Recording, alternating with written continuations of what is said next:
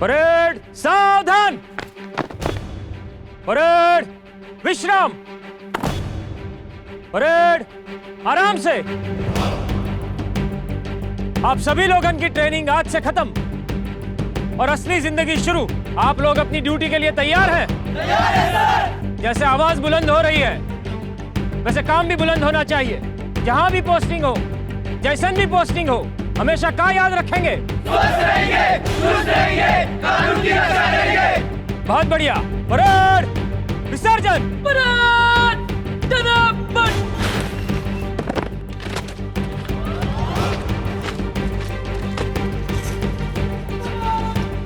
अर्जुन जी, SP साहब आपको बुला रहे हैं, अर्जेंट है।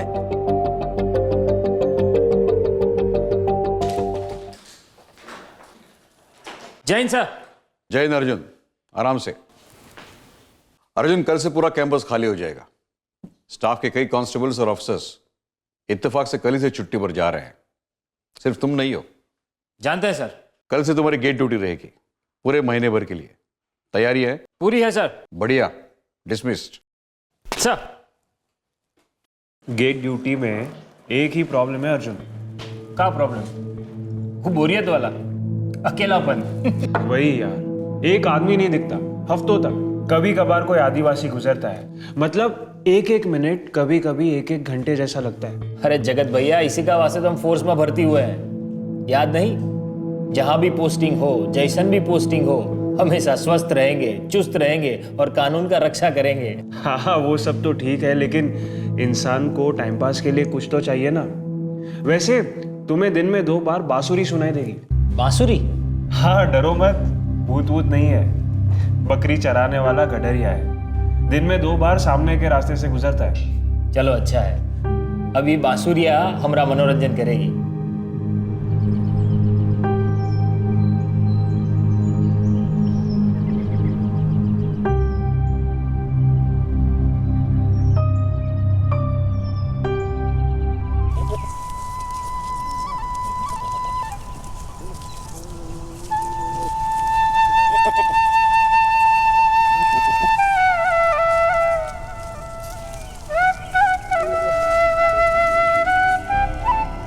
बहू की पढ़ाई लिखाई क्या कहते है रे?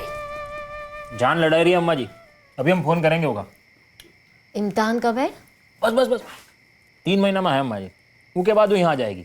सच कहें तो हम उसके लिए बहुत तरस रहे। यहाँ अकेले में बड़ी बेचैनी सी होती है, बतियाने के लिए भी कोई नहीं। अम्मा जी, बोरियत की बीमारी यहाँ सबको है। तनिक हमारे बारे में सोचो।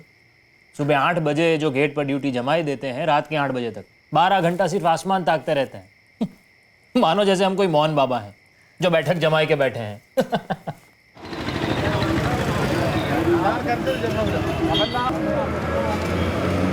अरे जब सब लोग छुट्टी पे चले गए तो आप काहे नहीं आई यहाँ? अरे आरती, हम भी आ ही जाते हैं। अरे हमारे एसपी साहब हमारी गेट ड्यूटी जो लगाए, और अब क्या करें, 6 महीने पहले अपनी शादी के लिए छुट्टी भी तो ले चुके थे। लेकिन ये गेट की ड्यूटी तो बहुत बोरिंग होती है ना। सारा दिन एक ही जगह पे बैठे रहो पुतले की तरह। अरे दिखने में हम पुतले लगते होंगे, बाकी दिल दिमाग में सिर्फ तुम ही होती हो। झूठ। अरे काहे झूठ भाई, सच बोल रहे हैं। और हमारे इस रोमांटिक मूड को बनाने के लिए एक ठो बैकग्राउंड म्यूजिक भी बजता है। का? वो कैसे? एक बांसुरी वाला है आरती, गडरिया है। आते जाते ऐसी ऐसी धुन बजाता है कि कि हमरे दिल में तुम्हारी याद 10 गुना और बढ़ जाती। बस बस बस, अब ऐसी बातें मत करो। हम भी बड़ी मुश्किल से अपने इमोशन पर काबू किए। रात रात भर किताबें चाटते रहते हैं। अब फ़ोन रखो, हमका पढ़ाई करने दो। अच्छा ठीक है, हम रखते हैं, पर अपना ध्यान रखिएगा। आप भी। अरे कहें, बहुत प्यार करते हैं हम आपसे।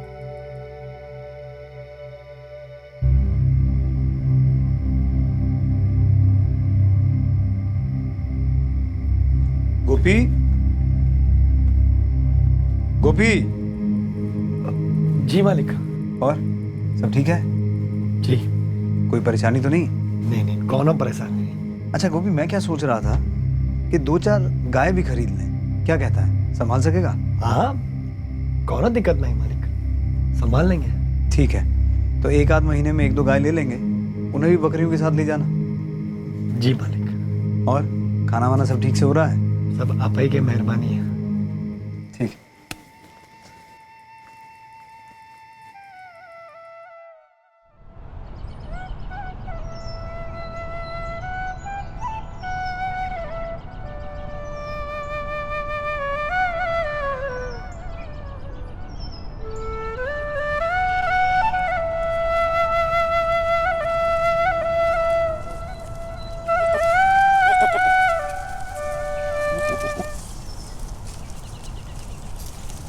साहब, बहुत प्यास लगे, थोड़ा पानी मिलेगा साहब? काहे नहीं मिलेगा बांसुरी वाले, तुम्हारे लिए भी मिलेगा और तुम्हारी बकरियों के लिए भी मिलेगा। शुक्रिया साहब।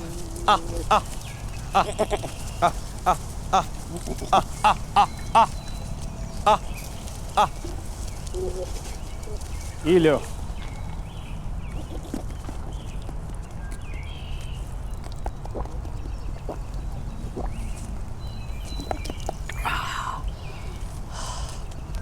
बहुत धन्यवाद साहब। अरे भैया, धन्यवाद तो हमको कहना चाहिए। रोज तुम्हारी बांसुरियाँ सुनते हैं, दिल को बड़ा सुकून मिलता है। काफी अच्छा बजा लेते हो। कहाँ से सीखे हो? तो कहीं से नहीं, बस ऐसे ही बजाते बजाते सीख गए। वो हमारी अम्मा कहते रही साहब, जब हम उनका पेट में रहे तब वो रोज किशन जी के मंदिर जाती थी। हमारी अम्मा मानती थी ये किशन जी ने हमको विद्या दी है बांसुरी वाली, सीधे पेटे ही से सीख के निकले। ऐसा हमारी अम्मा मानती थी।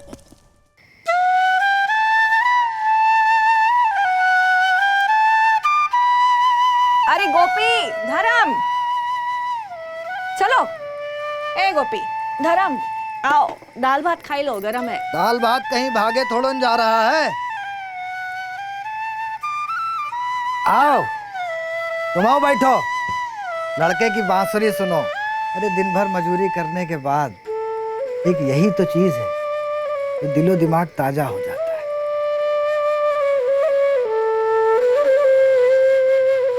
कोनो की नजर न लगे इसकी बांसुरिया को, बहुत ही अच्छा बजावत है ना। गोपी की अम्मा, देखना हमारा लड़का एक दिन बहुत बड़ा कलाकार बनेगा, टीवी रेडियो पे भी आएगा ही।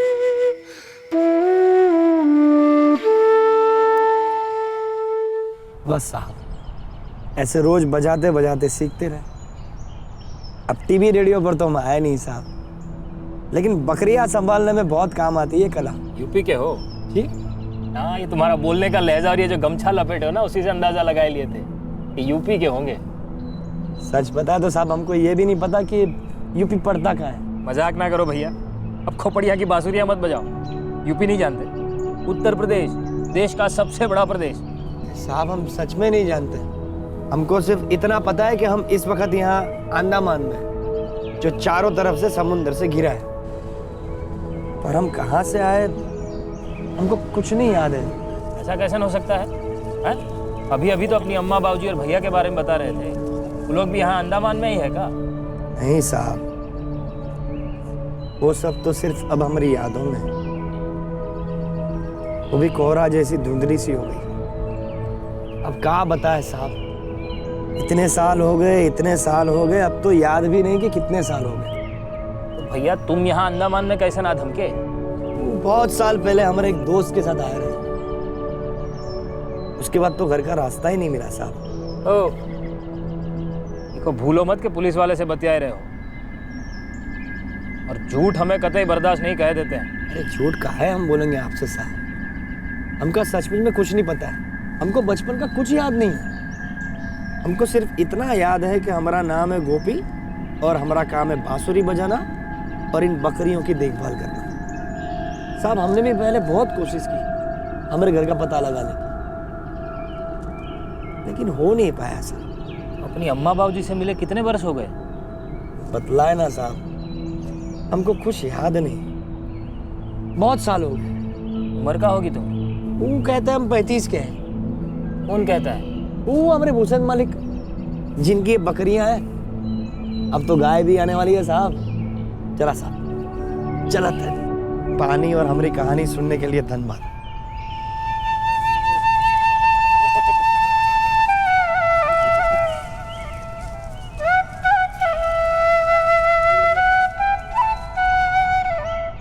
ऐसे कैसे घर का पता और रास्ता दोनों ही भूल गए?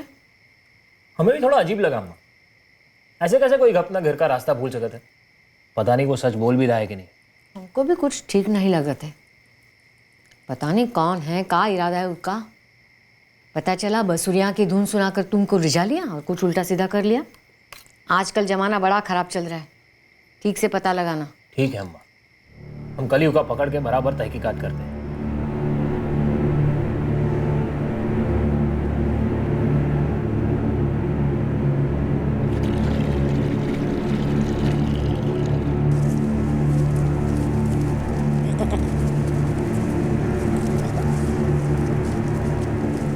ओ गोपी बांसुरी वाले, पानी पी लो, तैयारी रखा है।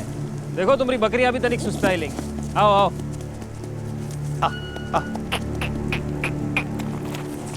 पता है कल पूरी रात हम सो नहीं पाए, बार बार तुम्हारी बात हमारे दिमाग में घूम रही थी। भैया तुम अपने घर का पता कैसे भूल सकते हो? और तुम हमको ये बताओ कि अपने घर से इतनी दूर गए कहाँ हैं जो लौटने का रास्ता ही खो दिए? हमका चूड़िया बहुत पसंद थी साहब। चूड़ियाँ? हाँ साहब।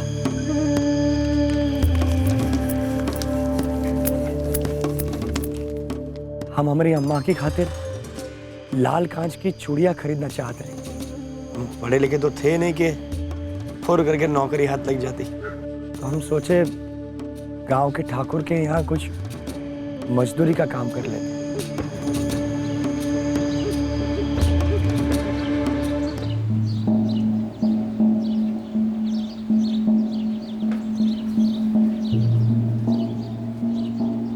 प्रणाम मालिक।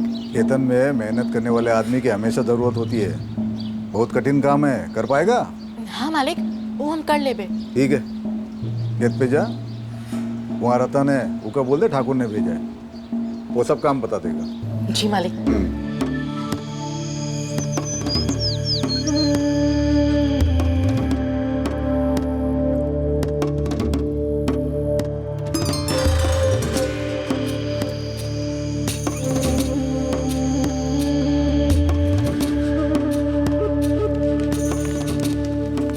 बहुत समझदारी का काम किए हो बचवा, जो कमाने की सोच ली। बस जितनी लगन से बांसुरी बजाते हो ना, उतनी लगन से खेतन में भी काम करना।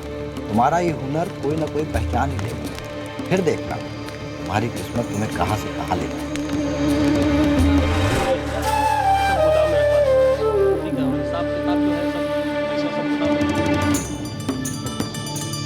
चलो जी, रखो यहाँ पे जल्दी, धीरे धीरे काम कर रहे हैं। रतन भैया, हमका 2 महीना हो गया काम करते हुए, हमें मजदूरी कब मिलेगी? मजूरी और जूरी का बात तो ठाकुर साहब हमको कुछ बोले नहीं। तुमको तो डायरेक्टर भेजे थे ना?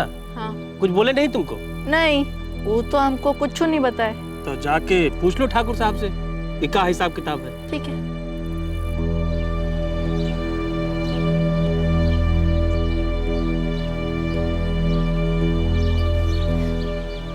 राम राम मालिक। अरे गोपी, कैसा नाना हुआ? हमका 2 महीना हो गया काम करत, पर हमारी मजदूरी अब तक नहीं मिली। दाल भात गुड़ चना वो तो टाइम पे मिल रहा है ना? हाँ मालिक, को सब मिल जाता है, बहुत ही बढ़िया खाना है। ये रख, जा मजा कर। शुक्रिया मालिक।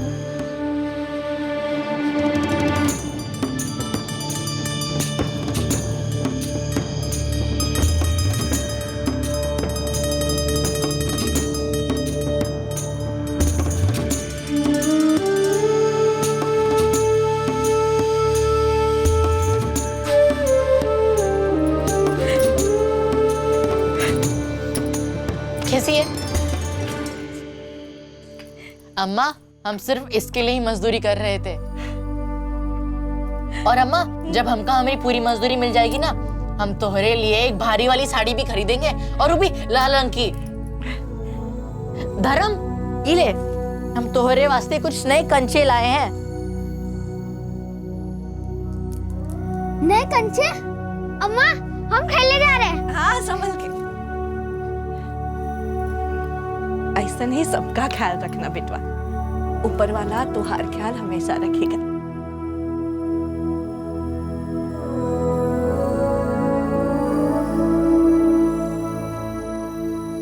रतन भैया, रतन भैया, बधाई राम। रतन भैया, अरे कहाँ है? एक सेकंड। हमका 3 महीना हो गया मजदूरी करते, अतवार के दिन भी पूरी मजदूरी कर रहे हैं। हमका बाकी सभी लोगों की तरह मजदूरी काहे नहीं मिलती? हमको सिर्फ उन्हीं लोगों का मजदूरी मिलता है जो हमारे नीचे काम करते हैं, और तुमको तो ठाकुर साहब डायरेक्टर रखे हैं, तो तुम्हारा जो भी हिसाब किताब है सब ठाकुर साहब जाने। और ये बात तो हम तुमको बताएं कि नहीं बताएं? लेकिन बाकी सभी की मजदूरी भी तो आप उन्हीं से लेते हैं ना, तो आप उनका काहे नहीं बताते कि गोपी भी है, 3 महीना से मजदूरी कर रहा है, उसकी भी मजदूरी आप ही दोगे? कब है? अगर कोनो हिसाब किताब होता तो ठाकुर साहब बताते हमको। और देखो, सवेरे सवेरे हमारा माथा खराब करो मत, और जो भी हिसाब किताब है सब ठाकुर साहब से फुलन पाल करो। आ जाए यहाँ से। नटकुआ,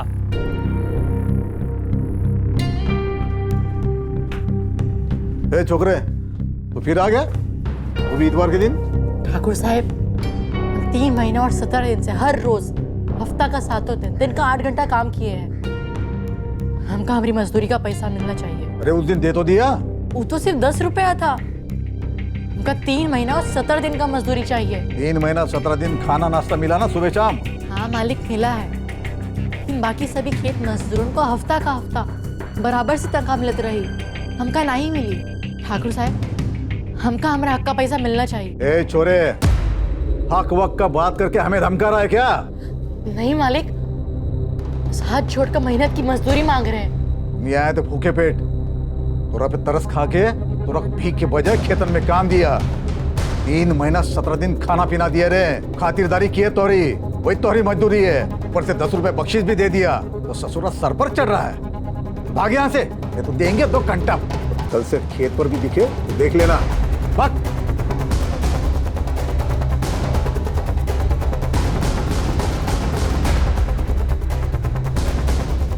हमारा तो खून उबल गया था साहब। हमारे बाबूजी हमको रोके रखे, बोले ठंडे हो जाओ। वो रहे ठाकुर, हम छोटे लोग, लेकिन हमारा तो पारा चढ़ गया था साहब। हम अपनी अम्मा के लिए साड़ी खरीदने के लिए इतनी मेहनत जो किए थे, और ससुर और ठाकुर हमको बेवकूफ़ बनाया साहब। हमसे सहा नहीं गया साहब। हम गए सीधे थाने शिकायत दर्ज कराने। ठाकुर को ना मजदूरी देने का वादा किए थे साहेब, हम उनका पास एक काम मांगने गए थे, और वो हमको खेत पर भेज दिए, बोले जाके रतन भैया से मिल लो। सुने नहीं हमारा सवाल? को मजदूरी देने का वादा किए थे ठाकुर। अब साहेब काम दिया हमका करे के, तो अब हम भी यही सोचे चले थे कि काम का कोनो पैसा भी तो होगा। होता ही है ना साहेब? होने को कुछ भी हो सकता है, और तुम्हारे सोच के चलने से असलियत तो नहीं बदलती छोरे। जब मजदूरी का कोनो रकम तय ही नहीं किए तो तुम मांग कैसे सकती हो? वो पलट के कह देंगे ना, भाई हमने तो लड़के को काम ही नहीं दिए। पर साहेब, हम काम किए हैं पूरे 3 महीने 17 दिन। आप खेतन में किसी से ही पूछ लो। अरे कौन दुनिया में रहते हो भाई? कौन मजदूर को पागल कुत्ते ने काटा है कि तुम्हारे जैसे चिरकुट छोरे के लिए वो ठाकुर साहब से दुश्मनी मोल लेगा? लेकिन आप तो उनकी खबर ले सकते हो ना साहेब। हम इसलिए तो आपके पास आए हैं क्योंकि आप बड़े हैं, आप कानून हैं। हाँ, हम कानून जरूर हैं, लेकिन हमका भी कानून का दायरे में रह के काम करना पड़ता है। पहले तो कोई ठोस शिकायत हो। अब तुम कह रहे हो कि सब कुछ मुंह जुबानी था, कोई गवाह भी तो नहीं कि जो ये कह दे कि हाँ उन्होंने मजदूरी देने का कोनो वादा किए थे। नहीं नहीं, ऐसे हम एक्शन नहीं ले सकते। जा साहेब, हमका हमारी मजदूरी चाहिए और वो हम लेकर रहेंगे। अब आप ही हमको बता दीजिए हम कैसे क्या करें। जाके डेरा जमाए लो उसके घर के सामने, बार बार मांगते रहो, तरस खा के दे भी दिखा भरोसा। आप कुछ ना करेंगे? अरे बबुआ, सामने वाला कुछ करे तभी तो हम कुछ कर सकते हैं ना। अगर वो तुमको मार पीट देते, तुम्हारा थोड़ा सुझा देते, तब हम जाके रपट पपट लिखने की सोच भी सकते थे। इस वक्त तो सब हवे में है ना, यहाँ कुछ नहीं हो सकता। जाओ भाई।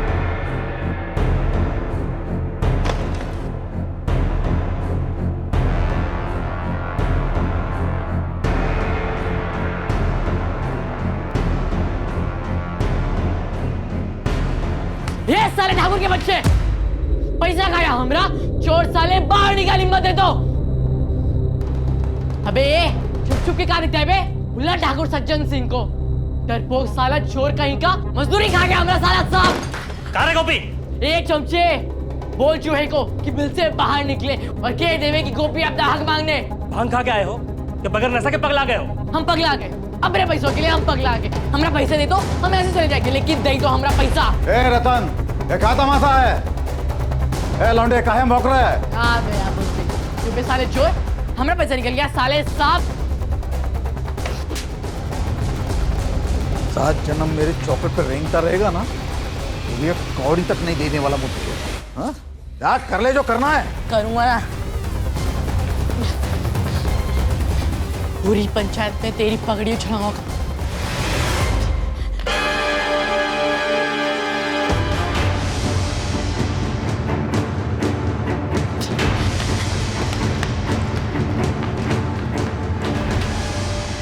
साहब ये क्या नया गुल खिला के आया है? साहब मारपीट हो गई, हमने एक भी नहीं मारा, पर उस ससुर ठाकुर हमको कूट दिया, देखो हमको सुझा दिया। साहब अब तो रपट लिखो उसके खिलाफ। ना अब तो मना ना करो मालिक, हम तो बस ठाकुर से अपनी मजदूरी मांगने गए थे। हम मांगे तो ससुर सुझा दिया हमको। अब तो ये साबित हो गया ना कि ठाकुर को हमका हमारा पैसा देना है, ये लेते तो हुई मारपीट। फिर तुम्हारी शिकायत दर्ज हुई?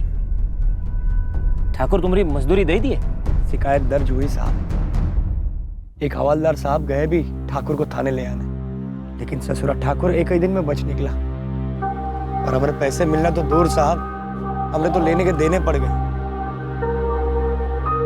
हमारी पूरी जिंदगी खराब हो गई। ए भैया, तुम सचमुच ठाकुर से मारपीट या की है? जाने देता ना गोपी, काहे लड़े? वो बड़े लोग हैं, उनके सामने ना हम लोगों की चली है ना चलेगी। पापा हम दूसरी मजदूरी ढूंढ लिए हैं, हम अम्मा के लिए साड़ी खरीद कर लेंगे, जमीन आसमान नहीं कर देंगे लेकिन खरीद कर रहेंगे। ना बेटा, हमका कोनो साड़ी बाड़ी नहीं चाहिए। तुम ऐसा मारपीट ना किया करो। हम लोग का जिंदगी में कोनो तकलीफ का कमी है का जो एक और ले लिए?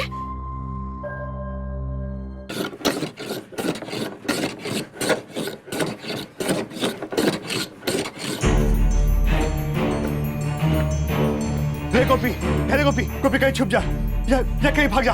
ठाकुर के आदमी लोग तो ढूंढ रहे हैं। तोहरे वजह से उसको लॉकअप में रात गुजारनी पड़ी है। अब जमानत पर बाहर आया है तो थोड़ा खून का प्यासा हो गया है वो। ए गोपी, ए बिटुआ, देखो ज्यादा होशियारी ना दिखा, हमारी बात ध्यान से सुनो।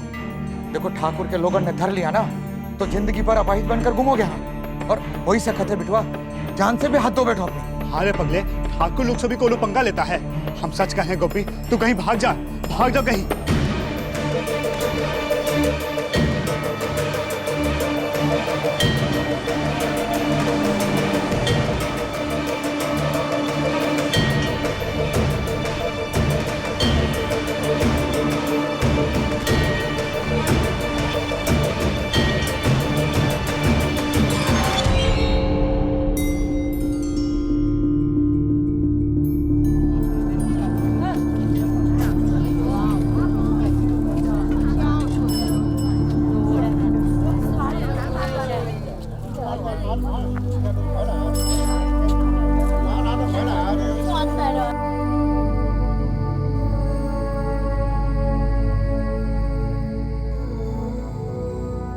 हाईवे पर जो पहली बस मिली हम उनको लपक ली। कुछ देखा नहीं, बस कहाँ जा रही थी। कंडक्टर हमसे पूछता रहा, बेटा कहाँ जाओगे कहाँ जाओगे? हमने कहा हमारे पास 3 रुपए है साहब, जहां तक जा सके ले जाओ। फिर कंडक्टर ने हमको कहाँ उतारा कुछ मालूम नहीं। फिर दूसरे दिन सुबह तक हम बस चलत रहे। फिर हम पहुंचे फातिमाबाद, लेकिन वहां से हम हमारे गांव वापस कैसे लौटेंगे वो रास्ता हमको मालूम नहीं था। पर तुम्हें अपने गांव का नाम तो मालूम था ना? काहे का गांव साहब, इतना छोटा सा गांव था हमारा कि हमारे अलावा हमारे गांव के बारे में वहां कोई जानता ही नहीं था। तुमने उस छोटे से गांव का नाम क्या था? दीभान नगर था शायद। दीभान नगर? और इस गांव के बारे में वहां पर किसी को नहीं पता था? नहीं साहब, कोई नहीं जानता था। हम सभी से पूछे। दीभान नगर ये कौन सा गांव है बिटुआ? हम तो पहले कबो सुने नहीं। वो हमारा गांव है काका, जरा बताई देते हम कैसे लौटे। देखो बेटो, हमका पता होता तुम पहले न बता देना। तुम एक काम करो, यहाँ सीधे चले जाओ, आगे दाहिने एक बस स्टॉप है, वहाँ जाकर कौन से पूछ लो, कोई न कोई जरूर बता देगा। ठीक है। याद नहीं साहब, कितने लोगों से हम पूछत फिर रहे थे, पर सभी का एक ही जवाब था, दीवान नगर हमने सुना ही नहीं, ओखला गए थे हम।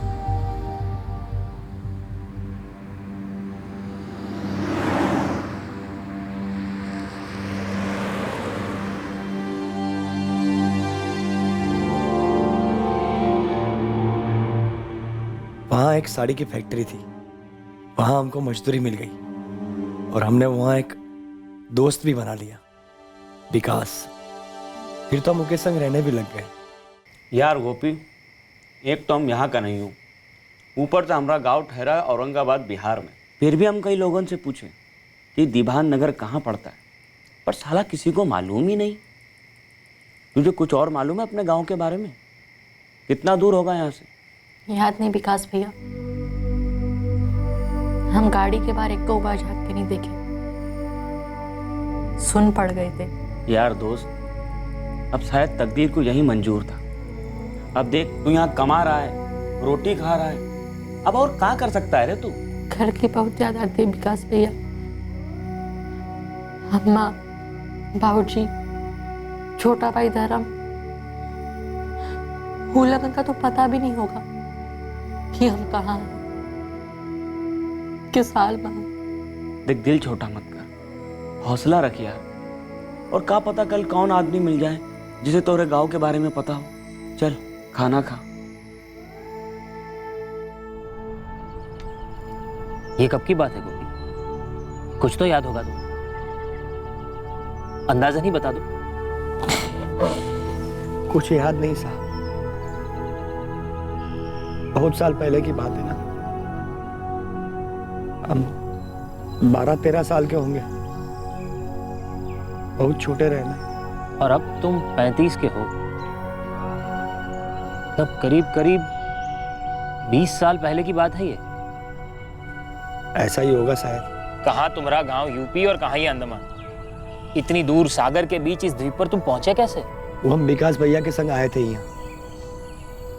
विकास भैया को यहाँ अंडमान में नौकरी मिल गई, तो वो हमका बोले कि तू भी चल हमारे संग, मजदूरी दुगनी मिलेगी। भैया, ये अंडमान जो है ये पड़ता कहाँ है? अरे बहुत दूर है यहाँ से, समंदर के बीचों बीच। समंदर के बीचों बीच? लेकिन उतनी दूर हम पहुंचेंगे कैसे? अरे यहाँ से ट्रेन पकड़ेंगे, वो हमको ले जाएगी मद्रास की तरफ। वहाँ से हमारा जहाज का टिकट कट चुका है। जो अपने नए मालिक हैं, जो हमका नौकरी दिए, उन्होंने ही तो टिकट कराया है। और हम उनसे बोल दिए कि हमारा एक दोस्त आ रहा है, बहुत खास है और मेहनती भी। तो वो बोले ठीक है, उसे ले आओ, उसकी नौकरी का भी बंदोबस्त कर देते। लेकिन भैया, हम यहाँ से अपने गांव तक नहीं पहुँच पा रहे। अब वो समंदर के बीचों बीच से इतने दूर हम अपने गांव को कैसे तलाशेंगे? 1 साल हुई गवा तुमको यहाँ। अब कल को तुम जब अंडमान जाओगे, रुपया कमाओगे, बड़े आदमी बन जाओगे, तब तक तुम्हारा गांव भी बड़ा हो जाएगा। और क्या पता कल को कोई मिल जाए जो हमका तुमरे दीवान नगर का रास्ता बता दे। यार तुम ज्यादा सोच विचार मत करो, समंदर हमको बुला रहा है, समझे? बस डुबकी मारो, क्या पता जिंदगी तैरना भी सिखा दे।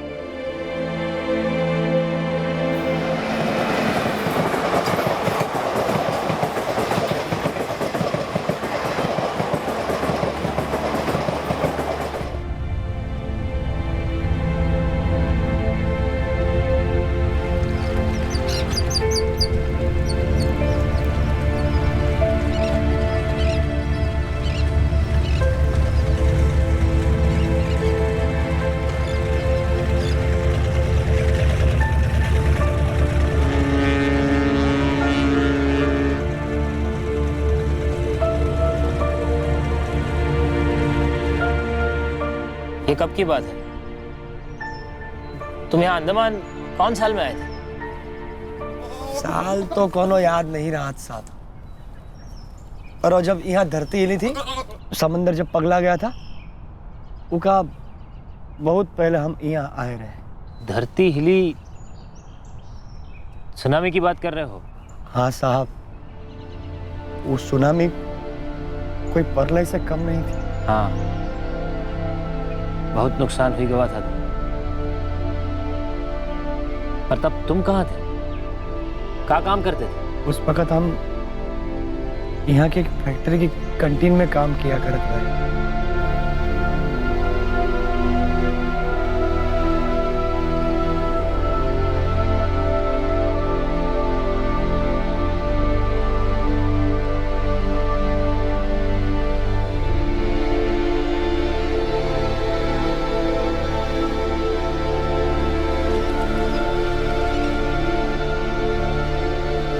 विकास भैया, हाँ, हमको यहाँ अंडमान में आकर कितने साल हुए? यही कोई 10-11 साल हो गए होंगे। और हम तुमका कब मिले? बस उनके 1 आध साल पहले। तब तो हमारा भैया धर्म अब बड़ा ही गवा होगा नहीं? अरे भैया, जब आप बड़े हो गए तो आपका भाई भी बड़ा हो गया। अम्मा बाबूजी भी बूढ़े हो गए रहेंगे। विकास भैया, हमका हमारे अम्मा बाबूजी की देखभाल करनी है। हमका घर वापस जाना है। जाना तो हमका भी है गोपी, हमरा भी कौनो इंतजार कर रहा है। पर लौटने से पहले लायक तो हो जाए, 2-4 पैसा हाथ में हो तो अच्छा। महंगाई का जमाना है भाई, साला जितना तेजी से उम्र नहीं बढ़ता उतना महंगाई बढ़ रहा है। कमा कमा कर और कितना कमा लेंगे, और कौन फर्क पड़ता है? यहाँ भी मजदूरी, वहाँ भी मजदूरी। सब में घर से बहुत दूर हो गए। गोपी भैया, वनवास समझ लो ही था। भगवान रामचंद्र जी भी पूरे 14 बरस अपने घर से दूर रहे थे, और हमका तो बस 10-11 बरस हुए। हम तो कहते हैं गोपी, सब्र रख, अपना भी समय बदलेगा।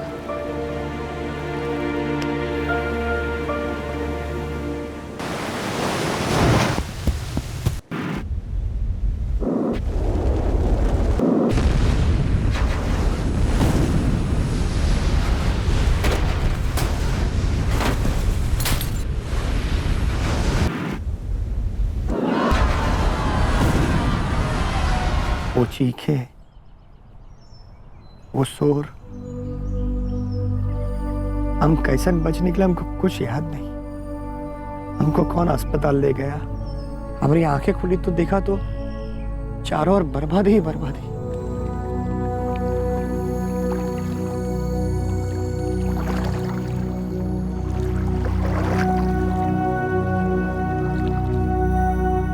फैक्ट्री भी नहीं रही। तुम्हारा वो दोस्त विकास? महीनों तक कोई खबर ना मिली। फिर कोई बतलाया कि वो अंडमान से निकल गए। विश्वास ही नहीं हुआ साहब कि हमारे विकास भैया हमको ऐसा अकेला छोड़कर कहीं जा सकते। फिर हम बहुत दुखी और उदास रहने लगे। फिर मिले हमारे मालिक, भूषण मालिक। वो वहाँ फैक्ट्री में ड्राइवर की नौकरी करते रहे। वो हमको काम पे रख लिए। बस तभी से हम उनकी बकरियां चरावत। पर तुम खुद से कभी कोनो कोशिश नहीं किया वापस जाने का? और कितनी कोशिश करते साहब, अब हम पढ़े लिखे तो थे नहीं। गांव का नाम नक्शा भी भूल गए थे। जहां पहले भाग कर गए थे वहां किसी को मालूम नहीं था, और यहाँ तो मदद की कोई उम्मीद ही नहीं थी। और ये तुम्हारे मालिक भूषण भैया, वो भी कोनो मदद नहीं किए? उनकी तो यहीं की पैदाइश है ना, बाकी जगह के बारे में वो कुछ नहीं जानते। पर गांव तो तुम्हारा यूपी में ही पड़ता है ना? वो तो पक्का नहीं मालूम साहब, सिर्फ गांव का नाम मालूम, तिभान नगर।